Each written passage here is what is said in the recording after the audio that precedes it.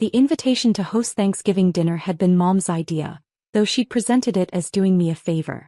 "Since you're so proud of your little apartment," she'd said over the phone, "maybe it's time the family saw how you're really living." I should have recognized the trap. In 28 years, my parents had never expressed genuine interest in visiting my home. But I was feeling optimistic about finally having something to show them. A beautiful 2-bedroom apartment in Harbor Heights, one of the most prestigious neighborhoods in the city. Floor-to-ceiling windows, hardwood floors, granite countertops, and a view of the harbor that real estate agents called million-dollar worthy. What they didn't know was that I'd been working in property management and real estate investment for the past 4 years, building a portfolio that started with small residential properties and had grown into something substantial. The Harbor Heights apartment wasn't just where I lived. It was part of a larger strategy that they'd never bothered to ask about. Growing up, I was always the family disappointment. My older sister Rebecca was the doctor, my younger brother Kyle was the engineer, and I was the one who never found my direction. When I dropped out of law school to work in real estate, Dad had been devastated. "Real estate," he'd said with the same tone he might use for sewage management. "That's not a career, it's what people do when they can't do anything else." For years, every family gathering included subtle digs about my unstable income and lack of real profession. They assumed I was barely scraping by, working as some kind of rental agent or property showing assistant. I'd stopped trying to explain what I actually did, acquisitions, portfolio management, investment analysis, because their eyes would glaze over. They'd already decided I was the failure, and contradictory evidence just bounced off. But Harbor Heights was different. This was a neighborhood where successful people lived. Doctors, lawyers, executives, entrepreneurs. The kind of people my parents respected. I thought maybe, finally, seeing where I lived would shift their perception of my success. I spent 2 days preparing for Thanksgiving dinner. I bought the expensive organic turkey, the imported wine, the artisanal desserts from the bakery they always mentioned loving. I cleaned my apartment until it sparkled, arranged fresh flowers, and set the table with the good china I'd been collecting. They arrived an hour late, which was typical. Dad immediately started examining everything with the suspicious air of someone looking for evidence of fraud. Mom wandered around touching surfaces like she was checking for dust. Rebecca and Kyle seemed impressed despite themselves, though they tried to hide it. "Nice place," Kyle admitted, looking out at the harbor view. "Must cost a fortune to rent." "Actually, probably splitting it with roommates," Dad interrupted, not looking up from where he was examining my sound system. "Only way someone in your situation could afford this area." I started to correct him, but Mom cut me off. "Where should we put our coats?" "Somewhere that won't be in the way when your roommates come home." "I don't have roommates. I live here alone." Dad snorted. "Sure you do. What are you paying $3,000 a month for?" "That's more than some people's mortgage payments." "I'm not paying rent actually. Subletting then," Rebecca said with authority. "That makes sense. Probably found someone who needed a temporary arrangement." I gave up trying to explain and focused on getting dinner ready. Let them think whatever they wanted. The meal would speak for itself and maybe they'd finally see that I was doing well. But as dinner progressed, their comments got sharper. Dad criticized the wine selection, trying too hard. Mom questioned whether the turkey was really organic or just expensive, and Rebecca made pointed observations about people who live beyond their means. The breaking point came during dessert. I'd bought a beautiful tart from Delacroix Patisserie, the same bakery where Mom always bragged about getting Rebecca's wedding cake. Cost $80, but I wanted everything to be perfect. "This is good," Kyle said, taking a second bite. "Where'd you get it?" "Delacroix Patisserie," I said, hoping Mom would recognize the name. She did. "That place is incredibly expensive. How much did you spend on this dinner?" $1,000. $1,500. I wanted to make it special. "With what money?" Dad's voice got sharp. "You're living in an apartment that probably costs more than I make in a month, buying groceries that cost more than most people's car payments, and you expect us to believe you can afford this?" "I can afford it. My business is doing well." "What business?" Rebecca laughed. "You work for a real estate company. You're an employee, not a business owner." I tried to explain about property investment, about building equity through strategic acquisitions, about how real estate could generate passive income. But Dad was already shaking his head. "Real estate investment, He said the words like they tasted bad. You mean flipping houses? Scamming desperate sellers? That's not investing, that's gambling. It's not flipping houses. I buy rental properties and... With what money? Mom demanded. You didn't have any money when you dropped out of law school. You didn't inherit anything. So where did you get the capital for these supposed investments? I could have shown them my portfolio spreadsheets, my bank statements, my property deeds. But something in their tone told me it wouldn't matter. They'd already decided this was all some kind of elaborate scam or delusion. Maybe we should talk about something else, Kyle suggested, clearly uncomfortable with the direction of the conversation. But Dad wasn't done. He stood up and walked to the window looking out at the harbor view. You know what I think? I think you're in debt up to your eyeballs. I think you're renting this place month to month with credit cards, buying expensive food with credit cards, and playing dress up in a neighborhood you can't afford. Dad, that's not. Don't lie to me. His voice got louder. I've seen this before. People who can't handle money getting in over their heads, pretending to be successful until the whole thing comes crashing down. You're headed for bankruptcy and you're too proud to admit it. The silence that followed was deafening. Mom was nodding along with everything Dad said. Rebecca looked embarrassed but not contradictory. Kyle was studying his dessert plate like it held the secrets of the universe. I sat there for a moment processing what had just happened. They'd come to my home, eaten my food, enjoyed my hospitality, and concluded that it was all evidence of my moral and financial failure. I'm not in debt, I said quietly. Then prove it, Dad challenged. Show me your bank statements. Show me your income documentation. Show me how someone with your job history can afford to live like this. Before I could respond, he was walking around my living room again, but this time with the demeanor of a detective gathering evidence. He picked up mail from my side table and started reading return addresses. Harbor Heights Property Management, he read aloud. Probably your landlord sending eviction notices. Dad, please don't. Metropolitan Investment Group. Debt collectors, I bet. He was getting worked up now, his voice rising with each piece of mail. City of Harbor Heights Tax Assessment Office. Probably threatening liens on property you pretend to own. Mom joined in, examining my bookshelf. Look at all these real estate books. Property investment strategies, building rental income, real estate portfolio management. She's been reading get-rich-quick schemes. Those aren't get-rich-quick books. They're fantasy, Rebecca said with the certainty that comes from a medical degree. People who actually have money don't need to read books about how to get money. Dad had moved to the kitchen and was opening my cabinets, like he expected to find evidence of my deception hidden behind the cereal boxes.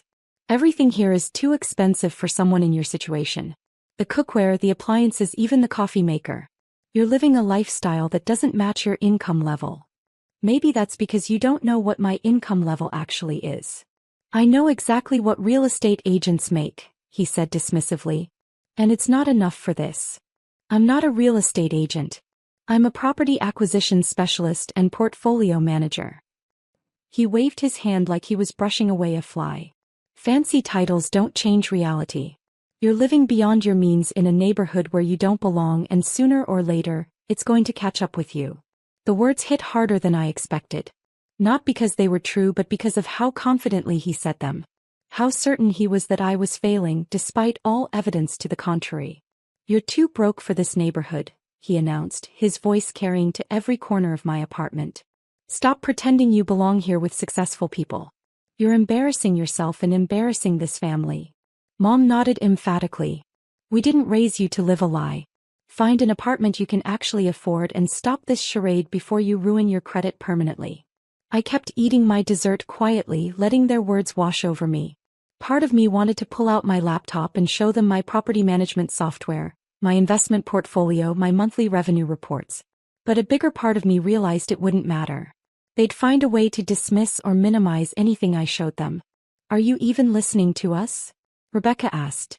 This is serious. You could lose everything. I looked up at her. I'm listening. Then why aren't you responding? Why aren't you defending yourself? Because you've already made up your minds. Dad returned to the table, his face flushed with frustration. We're trying to help you. We're trying to save you from making a mistake that could ruin your life. But you have to be honest with us about your situation. My situation is that I'm a successful property investor who owns multiple rental properties and lives comfortably within my means. That's delusional, Mom said flatly. People like you don't become successful property investors. That takes money, connections, experience, things you don't have. People like me? She gestured vaguely. People who couldn't finish law school. People who've never held a stable job. People who don't understand how money works. The conversation was interrupted by a knock at the door. Everyone turned to look toward the entrance. Expecting someone? Kyle asked. I wasn't, but I was grateful for the interruption. I'll see who it is. I walked to the door and looked through the peephole. A middle-aged man in a business suit stood in the hallway, holding a folder and checking his watch.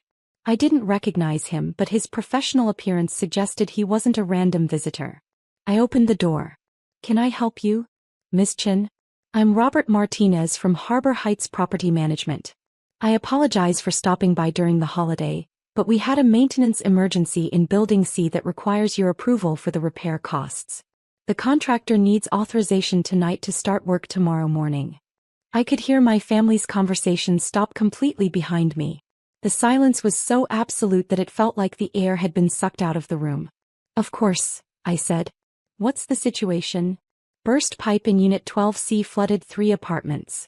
The water damage is extensive, and we need approval for emergency repairs plus temporary relocation costs for the affected tenants.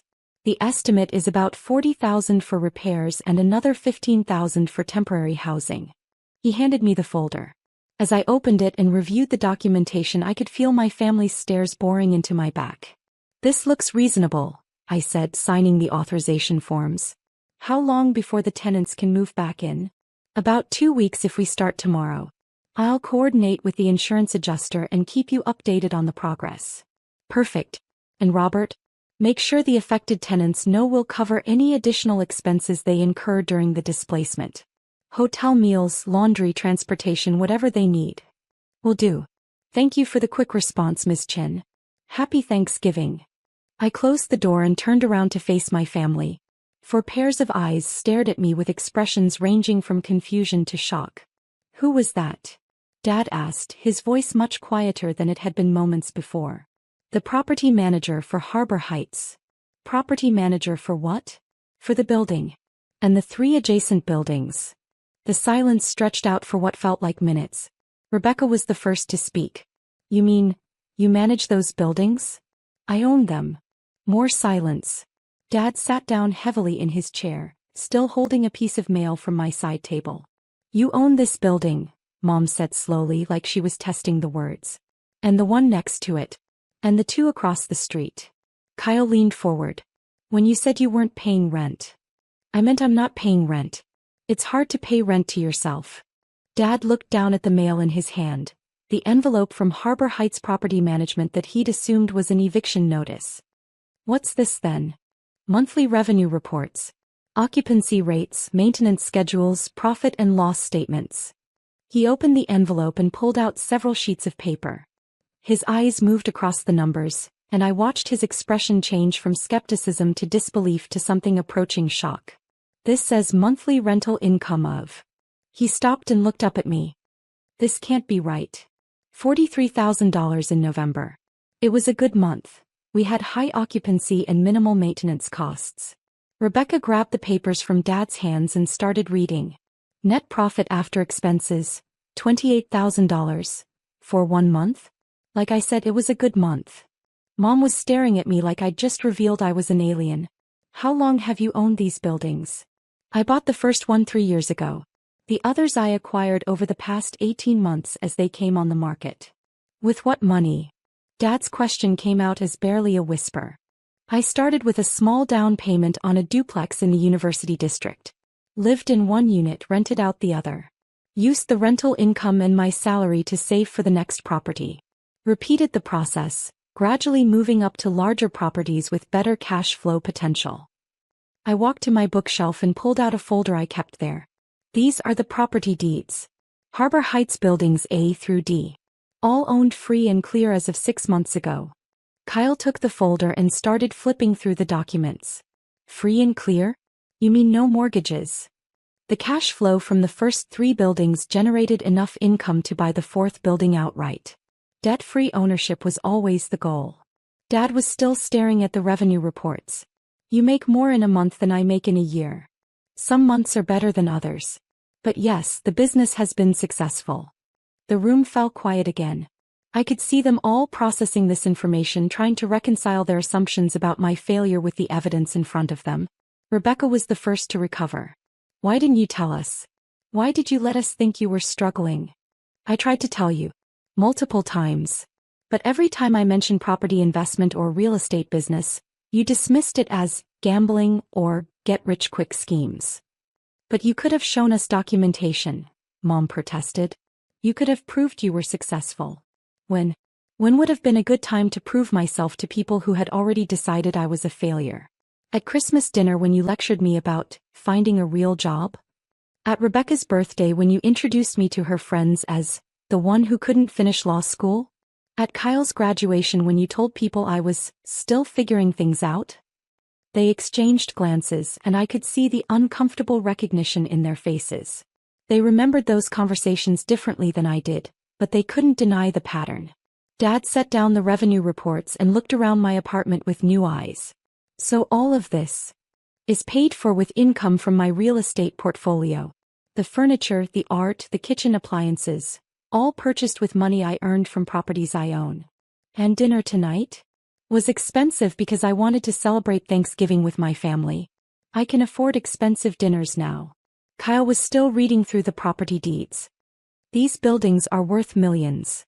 About 12 million in total according to the most recent appraisals. Mom sat down like her legs had given out. $12 million. The business is worth more than the buildings themselves. The rental income, the long-term leases, the property management contracts. It's a complete real estate operation. Rebecca shook her head slowly. And we just spent 2 hours telling you that you're living beyond your means. And that I'm embarrassing the family by pretending to belong in this neighborhood. The silence that followed was different from the previous ones. This was the silence of people realizing they'd made a fundamental error, not just in facts but in judgment. I think, Dad said finally, I owe you an apology. You owe me more than that. He looked up, surprised by the sharpness in my voice. You owe me an explanation. You owe me an explanation for why you assumed the worst about me for years. Why you never asked detailed questions about my work. Why you dismissed every attempt I made to explain my business. Why you decided I was a failure and then interpreted everything I did through that lens. Mom started to say something but I held up my hand. I dropped out of law school because I realized I didn't want to be a lawyer. But instead of asking me what I did want to do, you decided it meant I was directionless. I started working in real estate and instead of asking me to explain the industry, you assumed it was a dead-end job. I bought my first property and instead of congratulating me, you warned me about getting in over my head. Rebecca cleared her throat. We didn't understand. You didn't want to understand. Understanding would have required admitting that maybe I knew something you didn't. Maybe the family disappointment had actually found something she was good at. I walked to the window and looked out at the harbor view, the same view Dad had been admiring earlier while telling me I couldn't afford to live here. Do you know what the hardest part has been? Not building the business. That was just work. The hardest part has been succeeding while my own family was rooting for me to fail. Do you know how isolating it is to achieve something you're proud of and have nowhere to share that pride? Kyle set down the property deeds. We weren't rooting for you to fail. Weren't you? Every family gathering, you all seemed disappointed that I wasn't struggling more. Like my success was somehow inconvenient for the narrative you'd created about me. Dad was staring at his hands. We were worried about you. We thought you were making poor decisions. Based on what evidence? Based on actually looking at my financial situation? Based on asking detailed questions about my business model? Or based on the assumption that because I didn't follow your prescribed path, I must be failing? The questions hung in the air unanswered. Because the truth was they'd never looked for evidence. They'd made their assumptions and stuck with them, filtering everything through their preconceptions. Mom wiped her eyes and I realized she was crying. I'm sorry. We're all sorry. I know you are. But sorry doesn't undo 4 years of being treated like the family charity case. Sorry doesn't give me back the family support I needed when I was building this business. Sorry doesn't erase the constant stress of knowing that my own parents thought I was a failure. Robert Martinez knocked again and I went to answer it. He handed me another set of documents. Emergency repair approval for Building D, he explained. HVAC system failure.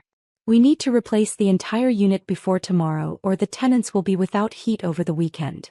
I reviewed and signed the authorization for another $15,000 in repairs. After he left, I turned back to my family.